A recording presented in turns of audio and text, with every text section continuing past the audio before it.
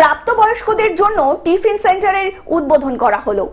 জয় ফাউন্ডেশনের পক্ষ থেকে এবার প্রাপ্তবয়স্কদের জন্য একটি ডিফেন্স সেন্টারে উদ্বোধন করা হলো। কলকাতার ৮৩ নম্বর ওয়ার্ডে এই অনুষ্ঠানের আয়োজন করা হলো। বিধায়ক দেবাশিস কুমার বলেন, এটি একটি অত্যন্ত ভালো উদ্যোগ। এলাকার সুবিধা বঞ্চিত ও অসহায় মানুষদের জন্য রাতের খাবার সরবরাহ করা এটি উল্লেখযোগ্য একটি অর্জন। এই সংস্থার কর্ণধার জয়বাবু বলেন, জয় ফাউন্ডেশনের প্রাথমিক লক্ষ্য হলো তাদের এলাকার গরিব মানুষদের পাশে দাঁড়ানো। এই প্রকল্পটি ধীরে ধীরে অন্যান্য ওয়ার্ডেও সম্প্রসারিত করা হবে, যেখানে ইতিমধ্যেই ৩০০ জনের বেশি নাগরিকদের এই পরিষেবা দেওয়া হবে। 19 সেপ্টেম্বর থেকে জয় ফাউন্ডেশন তাদের ক্যান্টিনের কাজ শুরু করবে এবং মানুষদেরকে খাবার সরবরাহের ব্যবস্থা করাবে।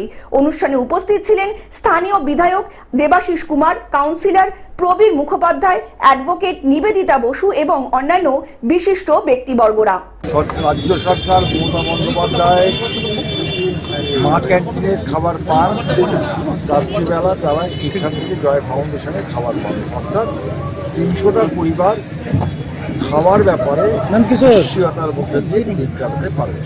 হাওড়া থেকে অর্পণ সিংহের রিপোর্ট, গ্লোব নিউজ। এখন থেকে গ্লোব টিভি দেখুন আপনার স্মার্টফোনেও। গুগল প্লে স্টোর অথবা অ্যাপল স্টোর থেকে ডাউনলোড করুন গ্লোব টিভি লাইভ অ্যাপ। এছাড়া জিও টিভি অ্যাপ থেকে দেখুন গ্লোব টিভি লাইভ।